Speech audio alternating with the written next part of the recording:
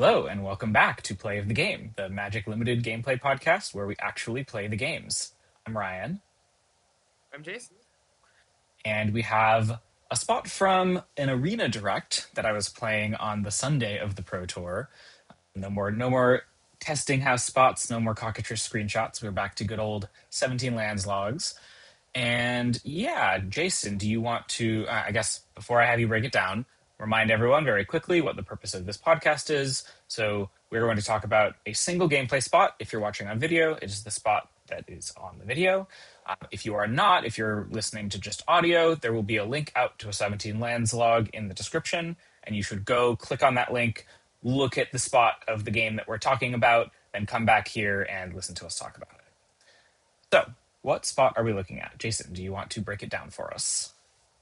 Yeah, so this is a game where we are very deep into the game, turn 8, and we are winning on life total, but not on much else.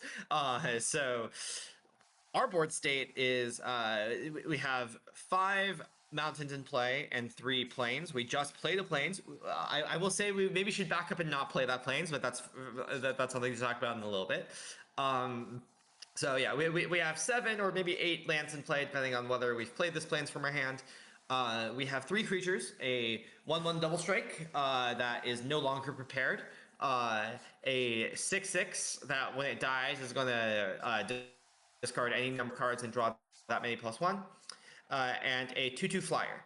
In our hand, we have a Unsubtle Mockery, that's the 3 mana deal 4 to something, surveil 1 instant speed, and another of the 6/6s, Colossus of the Blood Age.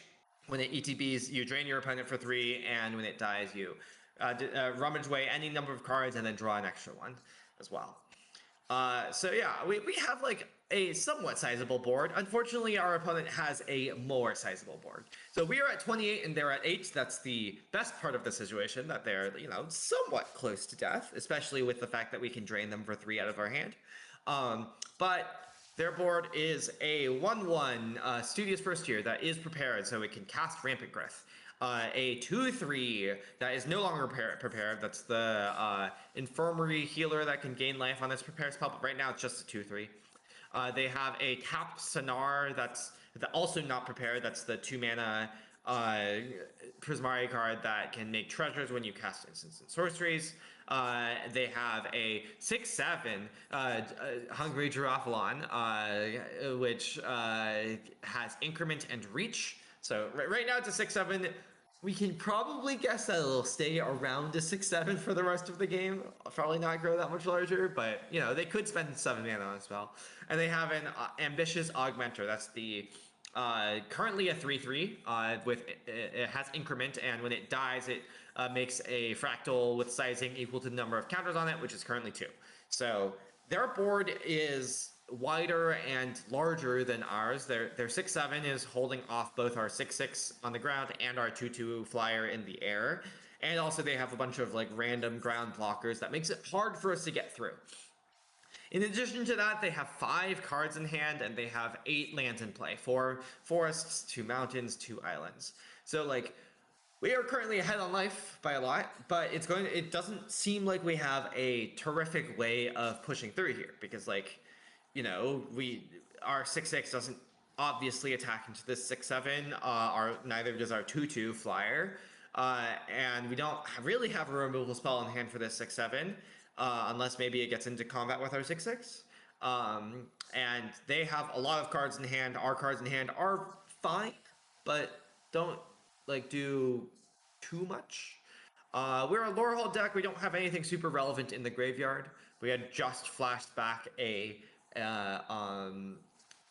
what's it called? A Pursue the Pursue the Past. past. That's why 4 of our lands are tapped. Oh yeah, that's an important thing to note. Though we have a bunch of lands in play, we cannot cast our 6/6 this turn because 4 of our lands are tapped, because we cast Pursue the Past to draw into both of these spells that we have in our hand.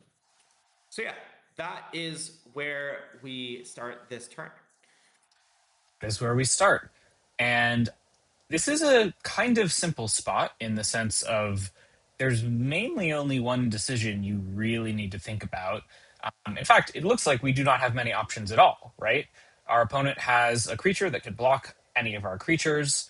We have one spell that we can cast. There are no really obvious targets for it.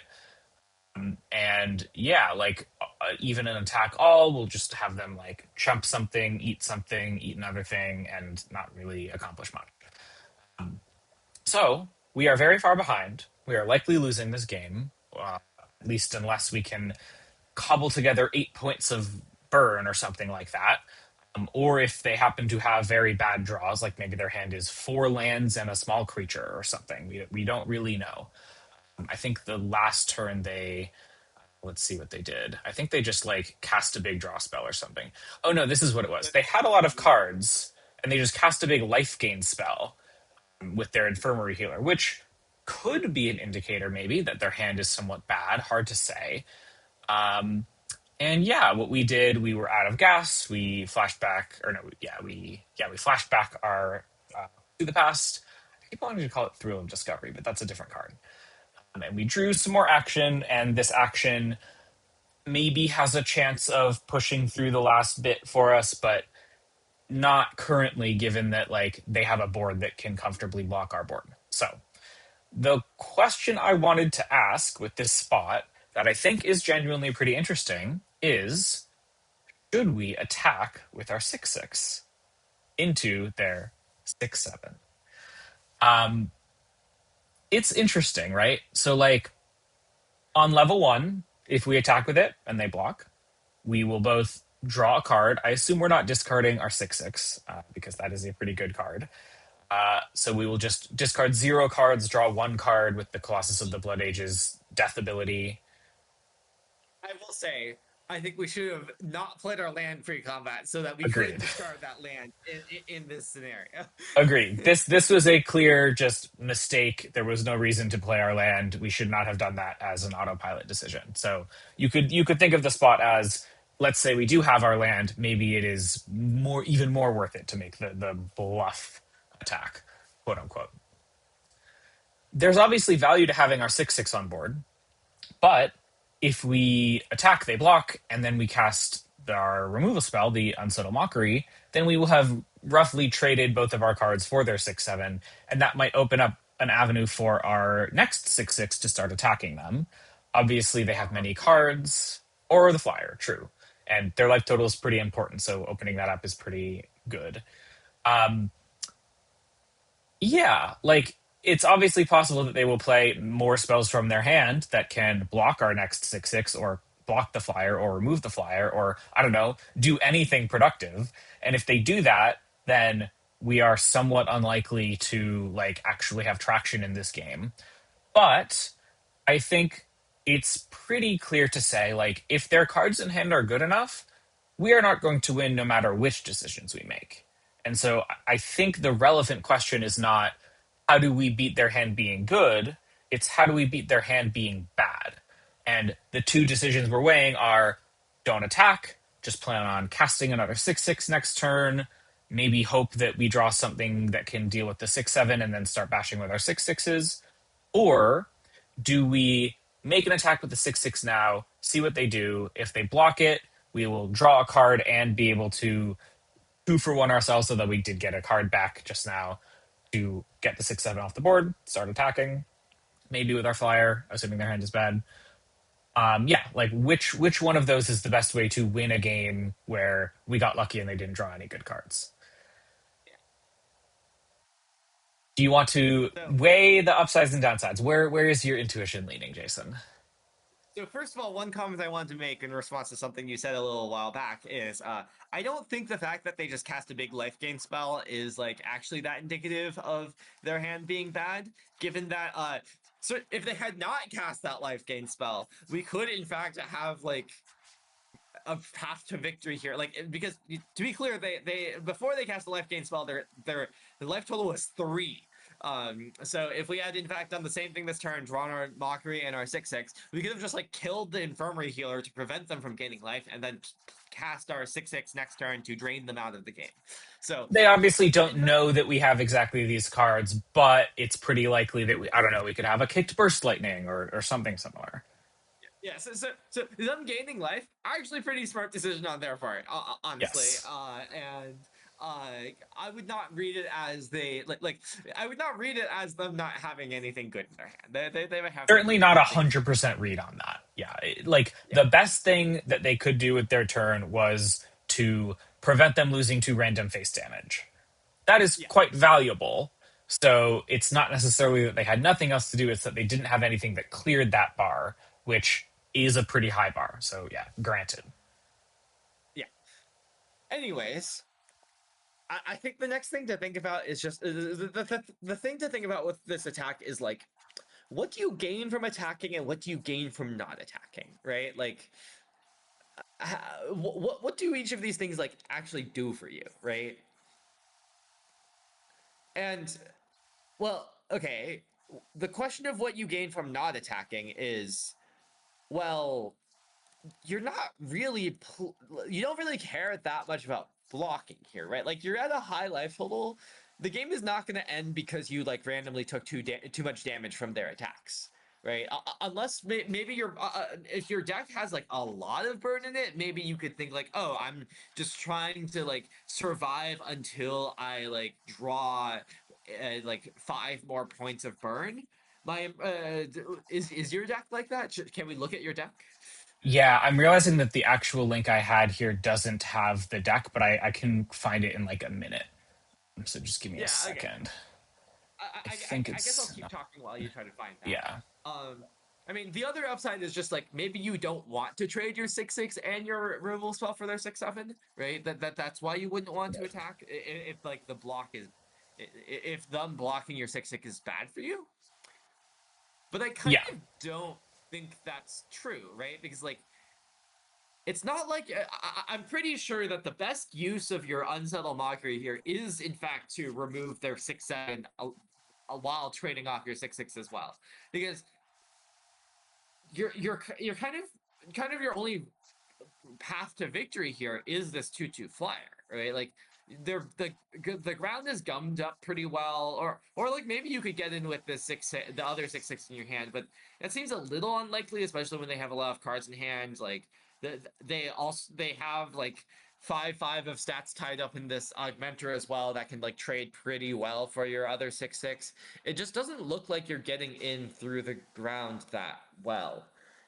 Um, and maybe like if you have like maybe if you had tricks that you could leverage your 6/6 with in the future, maybe then you wouldn't want to trade off. Again, that's a question for like what's in the deck, right?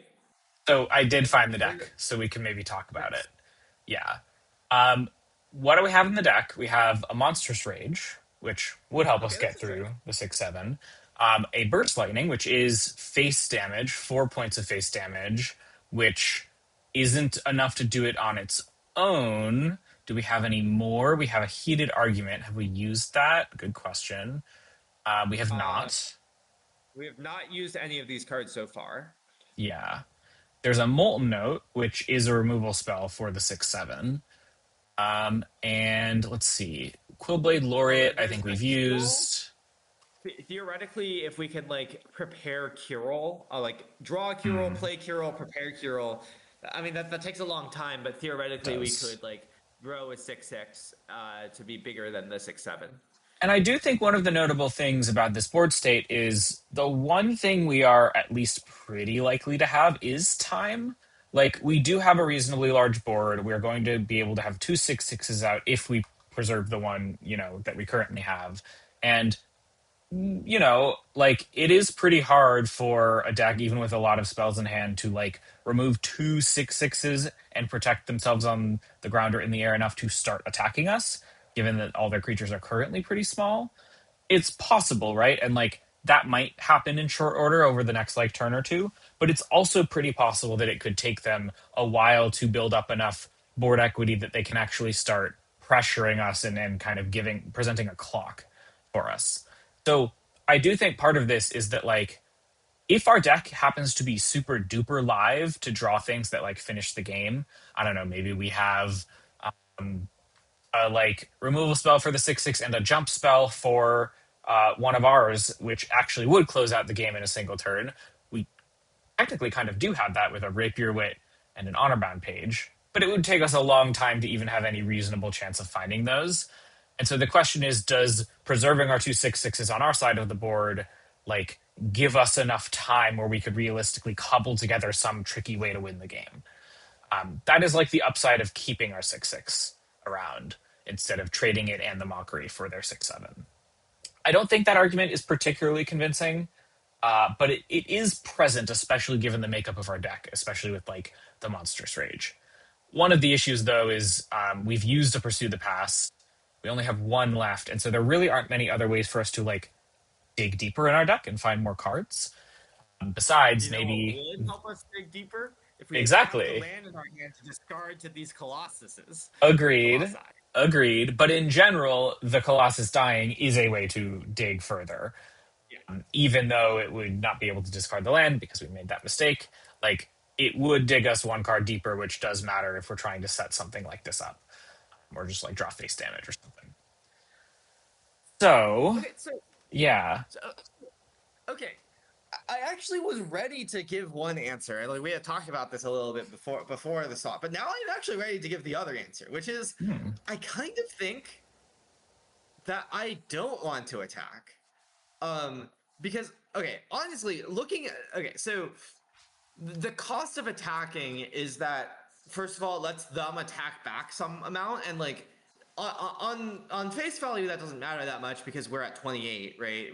Like if we think that the game is going to like end soon, one way or the other, then maybe we don't want to attack because like sorry, then maybe we do want to attack because like them attacking us back doesn't matter that much. They're not going to kill us that quickly. If the game's going to end one way or the other, like they're going to overwhelm us in some way, regardless. But on the other hand, like it looks like a lot of the ways that we have of like actually winning this game involve like randomly burning them out or setting things up with monstrous rage or things like that. And in that case, I don't. That feels like a case where I want to prolong the game, right? I want to be trading off these colossi in some way or the other, right? Like I don't actually want to like attack with the colossus. They chump with the 1/1 and then attack us back for 4 or more than that, right? Like maybe that gives them like a 1 turn faster clock. Well, so And we should probably explicitly talk about, right? Like we haven't actually addressed this yet. The face up thing that is going to happen when we attack with our 6/6 is they block with their 6/7 because it kills it and survives. But there's obviously the idea that we would be bluffing something like a mockery or a trick that actually lets our creature survive. And they may be incentivized in their position to say, I'm ahead enough this game. I don't want to take that risk. I'm going to just block with a 1/1. And that would be a reason for us to attack because we would be getting some amount of meaningful board value from attacking. Now, then, Jason, you're describing the downside of, but it would also open up the door for them to attack us back for some amount of damage. And maybe we do care about that damage because, as you're describing, maybe the best way for us to win is to prolong the game and then win in some tricky manner, basically. So I yeah, just wanted to like make sure that we actually explicitly talked about what their decision looks like when we attack because it's not just the face up they're going to block with the 6/7.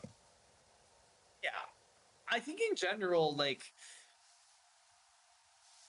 it it seems to me that okay, and I think that's very important to figure out like how you're winning this game, right? It seems to me that the way we're winning this game is by setting up something a little tricky with like the cards in our deck, right? Like they have so many more cards than us. They're likely in a like they're in a color combination where they're likely to just have a bunch of like interaction and like be able to play well in the late game.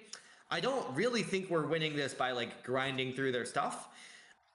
To me, the benefit of attacking is if they block with their 6/7 and we get to do the trade and they don't have a removal spell, then we can attack with our 2/2 flyer, right? That is the main benefit of attacking with our 6/6. I don't think I care very much about them chumping with their 1/1, right? Like making them chump with their 1/1, yeah, it represents some value, but like it's not like we're actually able to make them do that repeatedly turn over turn.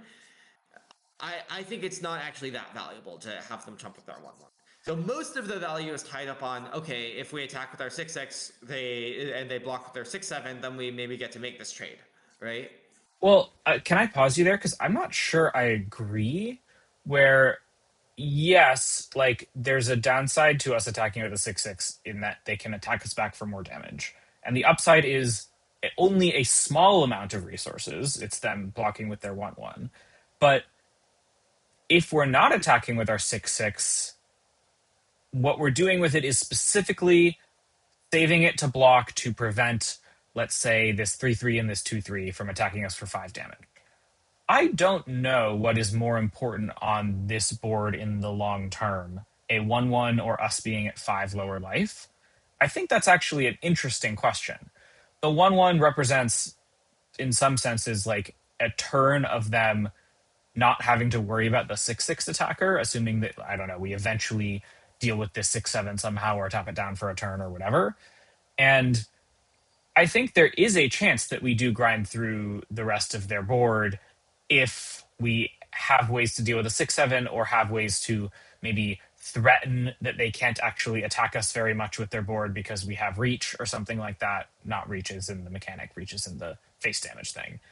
I don't know. I think it's at least a relevant question to ask and explicitly compare what do we value more? Them having a 1/1 on board as the game continues for a long time, or us being at potentially 5 lower life because they had a free attack with 2 of their creatures. Maybe 6 life Well, because one of them could grow. well, here's the thing, right? None of okay, if you think about all of the cards we are trying to draw, right? Like right now we are kind of trying to draw the cards like Burst Lightning, Monstrous Rage, Heated Argument, like things that like push through damage in tricky ways. Like those cards don't care about a 1/1 like at all, right? Agreed.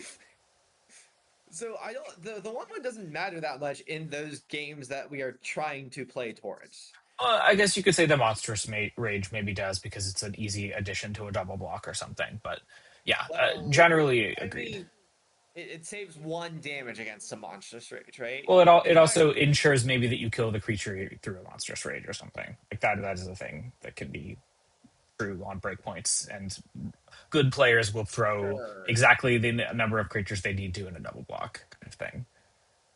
Yeah, I mean, to me, the function of the monstrous rage is to attack all and like whatever they put the least toughness on, fire like just like lava axe them, right? Mhm. Yeah, that is certainly one It's of the not about the monstrous uses. rage like winning a combat. It's about the monstrous rage dealing like 5 damage to their face and killing them. Yeah. Yeah, look, like again, I agree. I don't think this 1/1 resource is likely to matter, but I would also say that it's not incredibly obvious that the 5 life or 6 life or whatever you project it to be is more likely to matter. Maybe that's an easy Well, decision, but I don't know. okay, well, here's the thing, right? Who do you think is who do you think The beatdown. is advantaged in the very long game? Yeah, like who's the beatdown? Who needs something to change here? Kind of an interesting question. We need something to change. They have a bunch of cards in hands that are likely to contain some amount of relevant things. Their board is better than ours even after we play our 6/6 in our removal spell. And that's not like accounting for like the cards they have in their hand. Like Well, wait, is we their need board better than ours? Aren't we on the face of it just staring off against each other? well no, not really. Do Like they have they attacks have like a currently? like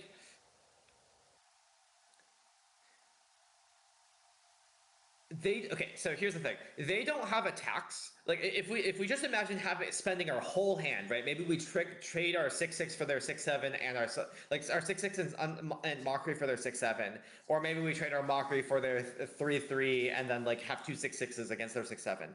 Neither player like has attacks, but we've used our entire hand. They have 5 cards in hand, right? Like our Yes. board is almost certainly going to be worse than them after they like after both players spend their cards. I agree that Neither when you player. factor in the cards that they're likely to have that affect the board, it's probably true. I mean, Yeah, and I in was fact, more imagining the scenario where we don't trade 2 of our stuff with their 6/7. We instead play 2 6/6s to the board, and then we could maybe expect a stall to some extent. Because it is hard for them, even with the amount of cards they have, to straight up remove 2 6/6s from the board. And if even one is still around, they don't really have attacks with the creatures they currently have. Well, yeah, but like you're describing a spot where you are like again we're getting to this question of like do we want this trade, do we want to trade damage, and you're saying okay, if we force a board stall, the board stall is likely to happen, and who is that good for? It is a question, right? Because we have a bunch of cards in our deck that can end games if the board is stalled in certain ways, at least on the ground. And so I agree that the answer could very well be our opponent is favored in a board stall because, like, they have more cards. Their deck seems better at like winning long games and producing larger amounts of resources than our entire deck does. But like, in some sense, if our way to win this game is to find some of our cards that do relevant things to their life total, that does make board stalls positive for us because we are getting closer to those cards, right? Yeah, so in fact I believe that the board stall is better for us, not for them. Yeah. That's what we're If we coming back want to. a board Yeah, I if we want a agree. board stall if we want a board stall, we actually don't want to attack here. Well, Right. okay, but again, that's the argument I'm making. I'm not sure that's correct.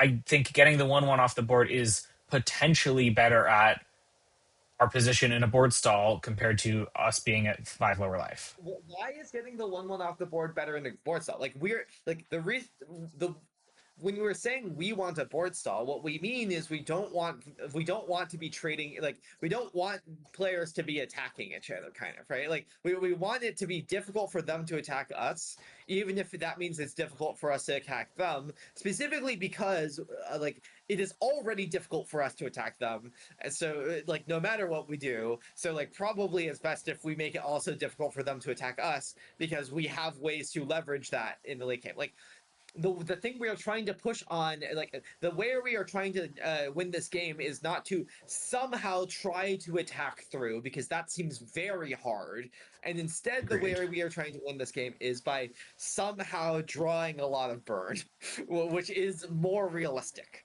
right? And like uh, both of these are not things that are that like are necessarily that likely to happen, but they definitely can happen. Um, but like one of them is more likely, right? I think it's more likely that we are able to like stall the board and draw to our burn. And if our point is trying to stall the board, the 1/1 literally doesn't do anything, right? On a board stall. Like if we're Sure. not If attacking, the if we 1/1 granted that we are successfully able to stall the board, I agree. I guess maybe the only argument I can make, and I think I'm coming around to your position, is just that like them having more material on board does make it harder for us to stall the board. It yeah, can but matter, like, but our the board is wide it's enough just and comparing that between us being at 5 lower life or yeah, some amount the lower. board is wide enough and are like and we have big enough creatures that I am like fairly certain that the 1/1 will have a very hard time affecting the board stall. Yeah, I think that is fair. I think I probably agree with that as a conclusion. And 5 life, while it's small, does truly matter, in that, like, if the board stall does eventually break because they draw things that, like, can eventually deal with our 6/6s, it might give us an entire extra turn to draw something relevant, if we Yeah. are at, like, 5 more And life. another way to think about it is if you compare a 1/1 to 5 life, well, like five the 1/1 at best is going to hit us for a 1 when it attacks because we're busy blocking other things. If we are not the beatdown, right? Exactly. Like, Yeah, it like represents if 6 we're life for not them on blocks, but it represents 1 life for them on attacks currently. yeah, so like if we arrive to the conclusion that we're not trying to win this game by attacking because it's going to be like very hard to win this game by attacking, harder than it is to win the game by like drawing random burn. Reaching, yeah, whatever you want to call that verb. Yeah, then like the 1/1 looks like it's not doing very much because it does best on blocking. Now you could say that the rampant growth does something. I don't think the rampant growth does that much. It does actually do something because it makes a treasure and gets a land out of their deck, so their draws are It better. But does. like that's kind of whatever. Yeah, I don't know. It's not whatever in the amounts of value we're comparing are somewhat small on both sides. So I don't think the argument it's small so we can dismiss it is like exactly valid, but I do agree that I think on balance, five life seems to matter a little bit more here based on my intuition. It's just Yeah. it's hard to suss out. So Okay, to summarize, yeah. to summarize, we attacking, a very likely thing they do is just chump with their 1/1, playing around a trick. And if that happens, we're sad because we actually want to be stalling the board and not trading like this damage for like their 1/1. And like if we did trade with their 6/7, that would be good for like using an unsubtle mockery. That would be good for us if they didn't also if they also didn't have a removal spell for our 2/2 flyer, right? Like I think the best case is we trade with their 6/7 and they don't have removal for a 2/2 flyer. But probably if Well, Jason, I have an even better case for you. They don't block. okay, So, okay, it is always possible that your opponent makes a mistake, but yes, I agree. That is the okay, realistic best case. yeah. But like if they don't have removal for a flyer, they probably won't in fact trade with the 6/7 because like They will know that there's a the reason we're making the attack. Like, yeah, yeah, they will know there's a reason we were making the attack. They will know that like their life total is under threat and they like need to deal with this flyer somehow. So like the only reason why they would trade is if they have a reason to deal with the flyer. I feel like so yeah. yeah. In general, it seems like the attack is unlikely to work out in our favor, so we shouldn't. Yes. I just think it's really fascinating that, like, such a simple decision. I mean, I think many Magic players, their first level of thinking would be the 6/7 eats my 6/6. I don't want to 2 pro on myself with the unstable mockery, therefore I will not attack. Second level of thinking might be I need to get the 6/7 off the board. I will make this attack because they will likely block since they are not thinking about what cards could be in my hand. Then I will kill the 6/7. Then I will have it off the board. Then I will be able to attack them. The like third level of thinking might be, well, they probably are thinking about what's in my hand, so I'm gonna make this attack because it successfully bluffs to them that I have like a trick that will make my 6/6 survive, and they'll block with the 1/1, and that's me getting free value because the creature isn't blocking, it might as well attack. Then you get to this level of analysis that Jason was just doing of do we actually care about the 1/1 in terms of onboard value as much as we care about our life total, because in fact we may be not the beatdown here, the opponent may be incentivized to end the game as fast as possible and we may be incentivized to prolong it as much as possible because of the cards in our deck. Whew. So that is the final judgment call I think we're both making. What actually happened in this game? I did attack mainly for the reasons of I thought I would get onboard value and was not really thinking about our life total. They attacked us back. I used the mockery on their 4/4. I probably should have used They've it attacked us before. back for a lot. They Okay, did. like They did with their 6/7 as well. yeah, And I don't remember if I ended up winning this game. How did I?